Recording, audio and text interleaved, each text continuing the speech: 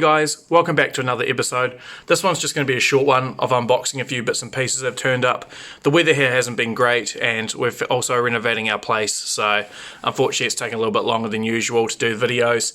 So a lot of parts have turned up in the meantime, so I thought I'll do a quick overview of what's turned up and the quality and things like that. The Turbo is one of the cheaper ones you can get on eBay pretty much, so I thought we'll unbox it, have a look, I'll let you guys know what I think of it and what could be improved. Same with the manifold and other bits and pieces. Let's have a look, see what we think. We'll fit it onto the car and then I guess we'll do another review then and see how the bits are actually going. So we'll get into it. Alright guys, so we got the first package turned up.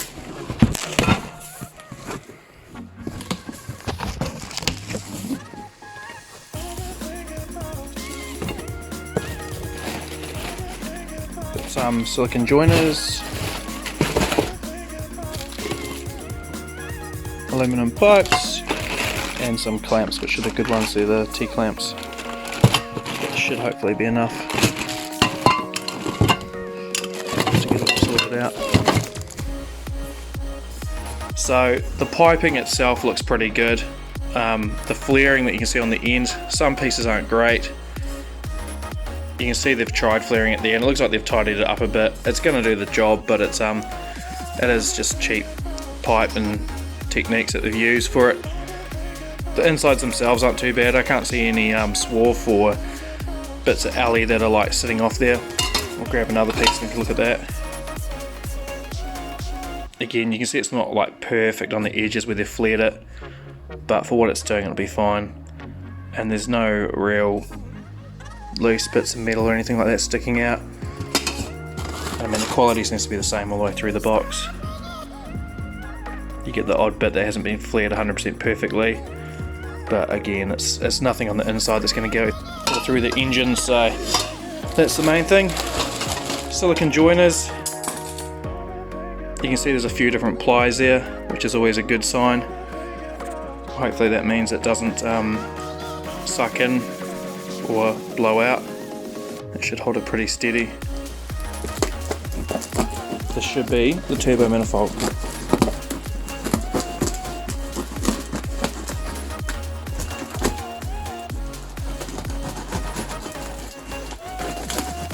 I'm using the tripod this time because it almost blooming chopped me hand last time.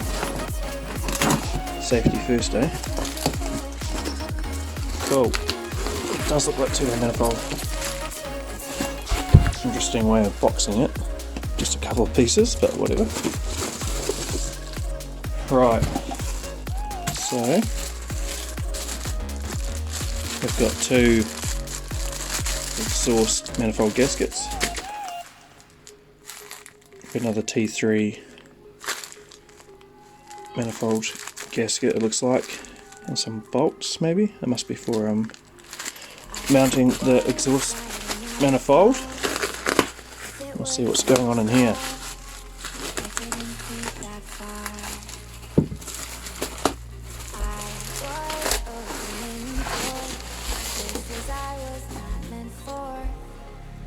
There we go.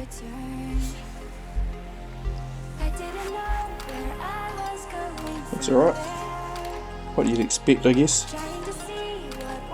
Again, as you say, like the casting and stuff like that's a bit rough there, but who cares? It is what it is, it will do the job perfectly. And that all comes up to your T3 flange. So, and obviously you got your external wastegate that bolts on the side there. So cool, we'll go mount that and see what it fits like. I have heard a few stories of this here having to be adapted as well to go sideways a bit because the turbo hits the engine. Because obviously we're going to do this as a top mount and it's technically a bottom mount manifold, but we'll give it a go. So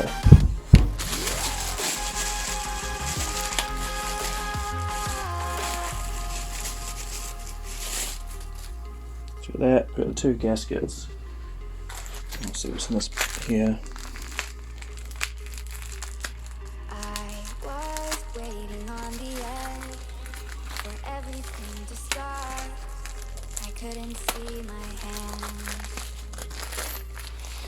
I don't know why they need to be bubble wrapped, but that's alright. I'd rather have them put too much in than not enough, although put a bit of polystyrene on the other side. So there's a T3 flange, Ah, okay, it's studs and a few nuts. Ah, right, this will be for the top of the T3 flange. So these will go in here like that.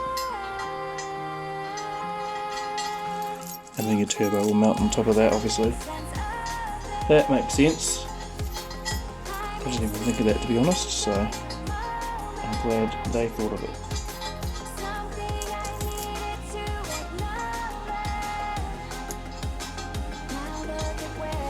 So we'll have to fiddle that up and just see how it actually fits in our engine. It is an E36 Turbo Manifold, but remember ours is in a E46 chassis, so we may run into some issues there. But we'll put it on and see what happens. Hopefully not too many problems. Most of the shops are still open, but it's all online shopping now, so it's kind of hard if you want to get bolts or fittings and things like that at the moment in New Zealand, so fingers crossed they'll start opening stuff up shortly as of next week, and we can actually start plumbing up things and wiring up stuff to actually get the car running with the turbo on it properly. So yeah. Right, so this huge parcel has turned up today. Don't know what it is, but it's bloody massive. So we'll open it up and see what we've got.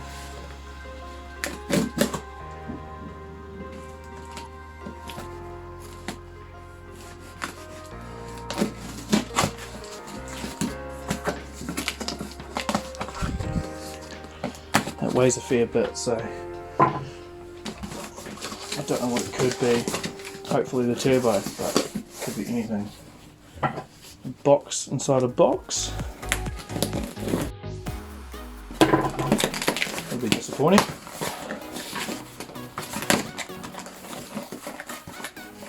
Oh, I think I know what this is.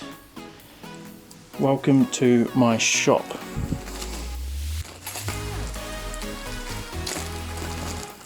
Good old Chinese plastic bags.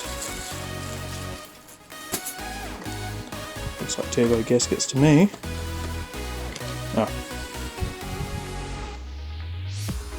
Yep, looks like this is the turbo.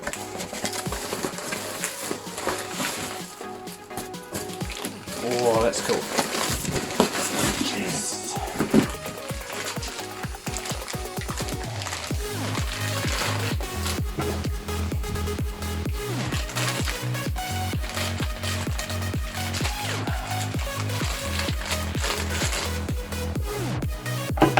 Gosh, they boxed it up pretty well. Although I'm kind of happy they did.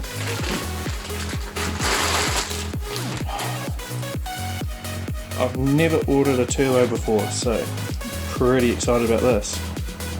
GT30. Right, so our Chinese turbo has turned up.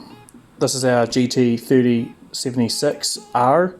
So being the R model, it's actually supposed to be a ball bearing turbo, but being Chinese, I would highly doubt it's ball bearing. It's probably more likely to be journal. But anyway, I'll run you through what we got.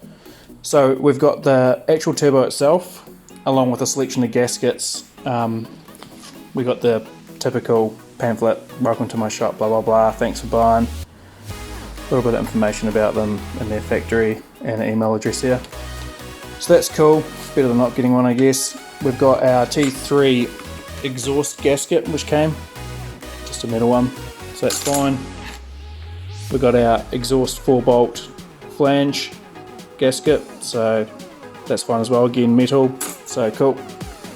And then we also got like a paper kind of cardboard gasket for our oil feed, and then this one's for our oil drain.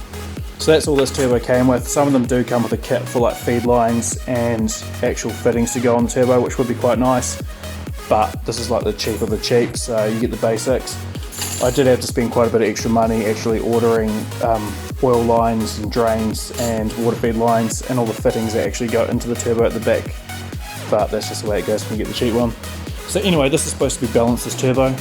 So what they generally do when they balance it is the front compressor turbine, or whatever you call it, wheel, is usually got markings where they've actually ground a little bit of metal off to show they've balanced the shaft. And I'll try and turn the light on here.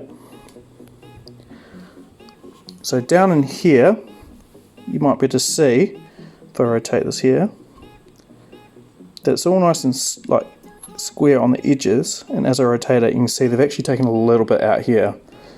So that's a good sign that they have actually balanced the shaft. And on the back side, where the exhaust turbine is, it should be the same. So again, this is looking pretty square, but you can see just at the bottom under that like hex nut kind of looking thing, they've actually ground a little bit out of the wheel. So again, they've obviously balanced the back side as well, which is what you want to see. It just means that they've actually got it all spun up and made sure that it is balanced, you don't get vibrations and things like that, so it doesn't pull itself apart. It's also got these here, which I believe are the anti-surge bits of the compressor housing, and it does look like they are actually usable, because you can see there's a hole down in, I don't know if you can see there, right there, you can see there's actually a gap where it does come through. So it does look alright from just like a quick overview. Small things obviously, like details like in here, this tag, it's not important, but the rivet's not great there. Some of the actual finishing on the inside of here, again, it's not going to affect it, but just a little rough. I'll see if I can rotate that around. Just a bit rough, but whatever. It's a cheap turbo, you get what you pay for. The main thing, as long as it lasts, I'll pop this cap off for us. And down in here, there's just like a bit rough where these actual compressor bolts come through. They've obviously drilled it and tapped it into the housing, and you can just kind of see down in there, if the camera zooms in,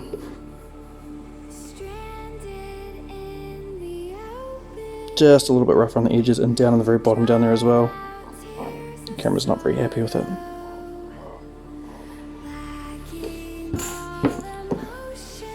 So yeah, the compressor inside here is a little rough, but I don't think it's going to create any issues. There's no loose pieces or anything like that in there, so that should be sweet.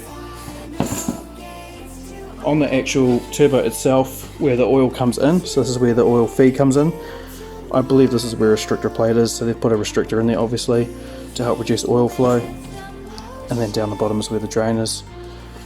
Coolant comes in the sides, in there and in here, and that's pretty much it. So all in all, it seems pretty well built.